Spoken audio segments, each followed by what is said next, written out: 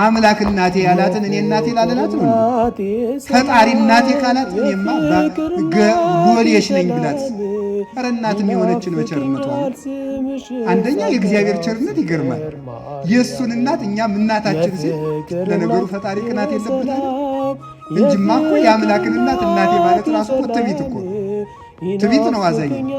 ሁለተኛ ደግሞ የእሷን ደግነት እኔ አንተን ልጅ ባልኩበት ዘማውያንን ሁሉ ልጅ አልልም አለማለት የረከሱት ሁሉ እናቴ ማርያም አይሉኝም እንዳይል ከልክላቸው አለማለቱ አይደንቃችሁ?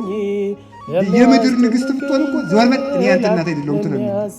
እሷ ግን ቸር እናት ስለሆነች የመሐሪው እናት እርሪት ማርያም ለውሻ ያዘነች ስትሆን ስለሆነች እናታችን ስንላት ማለፈ እናትነቷ ሲበዛብን እንጂ ኧረ ወይ ጉድ ወይ እናት አልልም ማለት።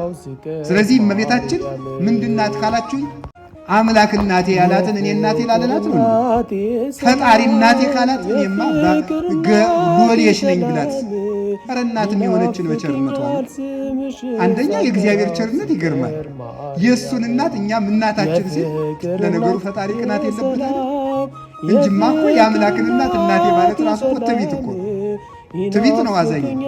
ሁለተኛ ደግሞ የእሷን ደግነት እኔ አንተን ልጅ ባልኩበት ዘማውያንን ሁሉ ልጅ አልልም አለማለት የረከሱት ሁሉ እናቴ ማርያም አይሉኝም እንዳይል ከልክላቸው አለማለቱ አይደንቃችሁ?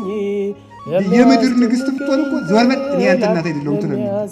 እሷ ግን ቸር እናት ስለሆነች የመሐሪው እናት እርሪት ማርያም ለውሻ ያዘነች ስትሆን ስለሆነች እናታችን ስንላት ማለፈ እናትነቷ ሲበዛብን እንጂ ኧረ ወይ ጉድ ወይ እናት አልልም ማለት።